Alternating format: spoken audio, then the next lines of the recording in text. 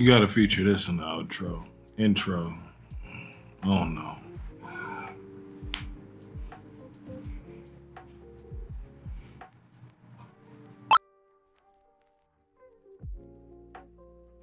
Yeah, I don't think this is me. Okay, but again, I'm not really used to the direct one-on-one kind of vibe, If anything, usually we got, the crew either with Jerry or Jonathan or Cheyenne or the significant other, but given the circumstances, a lot been going on in life right now, so you're gonna have to bear with me as we work this out. Keeping it 100, I don't really care for scripts. I'm gonna probably do them one day, but as it stands right now, I'd rather be more just genuine and just straight up and just talk and then cut it out, what I like, what I don't like, fuck it, and then just kind of go from there. The only thing I am doing is I got like main topic I do want to talk about in like bullet points, so I can at least try to stay on point so I don't become a complete just one-off fucking whole tangent. But then that's kind of the thing though too. People usually don't like going on tangents, but I feel like there's a lot of details and substance in people going on tangents. That's just their passion taking them in a different direction at that moment. It don't matter. Either way, just roll with me, okay? So the whole cap off on this video is where your boy been at for the last month. And in YouTube standards, a month really ain't nothing. A month literally is like fucking 10 seconds in YouTube. But I don't know, going from the last video, it seemed like, we was chilling with the friends, things was cool. And it's actually kind of interesting that, everything was captured when it was, because again, where have I been the last month? Well, I want to say since January 15th, and today I want to say is February 8th. I've basically been homeless in between those amount of times. I got a place, or better put, I found a room for rent through Facebook Marketplace on the 6th. So not to worry, it's not like I've been trapping out of the car for the full year, but from I want to say the 15th to roughly February 6th, I was basically couch surfing in between friends and family, and kind of just, I spent at least a full week, 10 days worth in the car.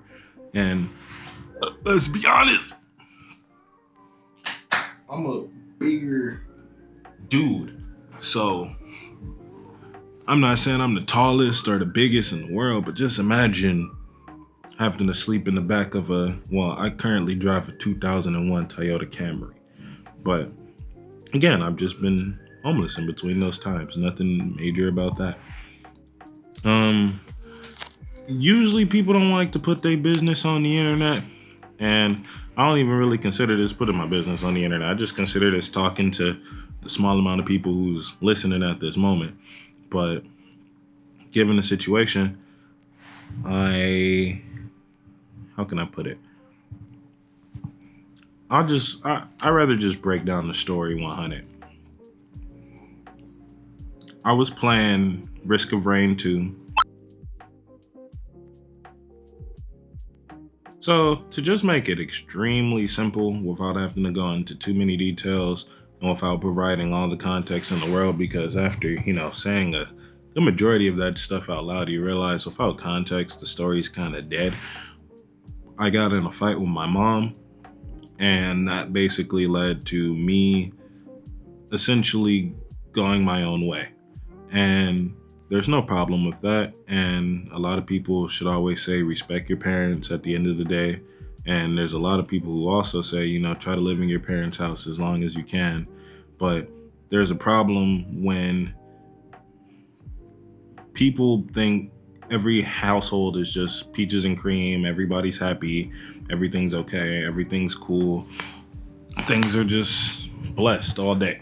But some families, they just don't know how to live together.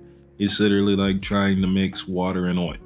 And there's nothing to like say like, oh, why can't you just ignore her? Why can't you just ignore your family? Or why can't you just, be a hush kind of kid? Or why can't you just, just be passive and just kind of let, the situations go on? I feel like living with your parents is stifling your life the whole time. And if you never take that leap to doing something more, or if you never rise to the occasion of the challenge of having to make rent every month, even if you're making rent at home, is vastly reduced rent to versus having to actually pay rent at an apartment where there's no such thing as, oh, it's being late and it's okay and maybe we can work it out. Like, no, it's either get it done or safety net. And sometimes you need to take that safety net away. And that's why ultimately, when I got in a fight with my mother, usually, in a family, they offer you to come back the next day. Everybody just go cool off. However, I chose that as a time to rise to my occasion, to do more, to become more, to at least challenge myself to be better, challenge myself to actually stand on my 2 feet versus just going back home and dealing with the status quo and hoping for the situation to be better when ultimately the situation is already fucked. And I feel like there's a lot of people who rather stay at home and deal with, angst, or deal with, negative emotions within the home versus actually leaving and doing something with themselves and becoming better, or actually, just trying to see if maybe you need to go get a change of scenery. That's why even after the fight and I was offered to come back home, a week and a half later, and another chance about, I want to say, just before I got the place, I still, not saying I not saying I wanted to be stubborn towards my parents and just go out and just completely be buck wild on it, but I still use it as a situation as, okay, why go back home and get put out on this? Why go back home and eventually just get put out anyway? Use this as ammo to be like, okay, let's let this little altercation really become this big altercation, and then just go from there. And that's where I'm at right now. I'm not in the current room where some of the earlier recordings were, or I'm basically nowhere near where we were doing any of the other videos with Jerry, because I lived literally right around the corner from there, but now I live about a full hour away from him. I lived in South Central Los Angeles, and now I'm staying roughly in Orange County, mainly because the rent is just kind of ridiculous in Los Angeles, and was the only place where I could actually find a room for rent for a decent price. We can talk about prices later, but that's a whole different thing in itself. What else do I got here that I want to talk about? Where have I been the last month? I told you guys what happened. I got in a fight with my mom. Why I chose not to come back. I wanted to stand on my 2 feet. I wanted to be better. Realizations of being on your own. Let's put it like this.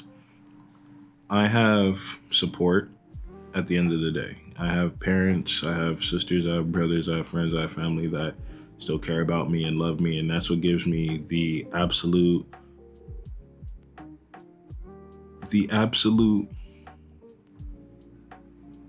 strength to just go forward with whatever I feel like I need to do to grow as a person. And literally, when you're sitting in your car or sitting alone at a McDonald's and you're going through your call log, and you may have roughly 200 to 300 plus contacts between all your friends, family, different people you've met, and out of all those people, you only have maybe like 5 to 10 who you can call in that situation who could provide any form of help.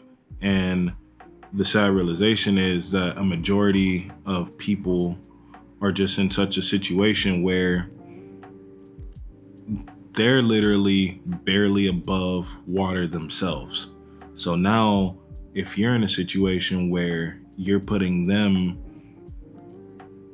borderline at risk because, okay, now you're not making it or you're not up to par, then you're gonna realize really quickly, okay, well, yeah, my best friend is really cool and my best friend looks out for me, all this and does that, but when I don't have a place to sleep and I need somewhere to stay like 5 to like 10 days in a row, is that actually a reliable place to be, or is it just a situation that you think is reliable, you know? And I'm not talking about on the hypothetical, but no, like, do you understand when you actually have to go in someone else's space that if their landlord realizes you're there, that's a potential increase on their lease? So imagine if their lease gets increased, then you're still staying there or something. I don't think they're just gonna make it as smooth as like, oh, okay, cool, we're just gonna pay this. You know, maybe just help me out on the rent. No, because you just added so much more baggage to their situation, and just even explaining this itself, just even in explaining this in itself, you realize like, okay, how many people would even be willing to take the to even be like how many people are even willing to be able to deal with this, you know? And you realize that that number is literally only your mother, your father, maybe one of your closest aunts, potentially like your significant other, if you have one. So that's like a half, and maybe one or two best friends. And best friend is a very loose term, as in sometimes your childhood friends aren't shit, and sometimes the people who you've done the most for aren't shit, and sometimes the people who you've done the least would surprisingly have your fucking back. So that's not many people. So you just in that alone, it helped me understand, and I hope it helps everyone else here understand that you need to understand where's your energy going. Where is your time, your money, your passions, your aspirations? Where's all of that going? Because realistically, if it's going into some of those 300, and out of those 300, can't none of them actually support you when shit is actually against the fan, then why is any of that, or why is any of those 300 worth your time, your energy, your position, your good faith? That's all I'm saying. And that's something it took for me to be on my own to realize. And I love my people. And that's the thing. I don't have any expectations from anybody. There was never any expectations from the get go. But it's when you still have to understand, like, okay, at the end of the day, who gonna look out for you?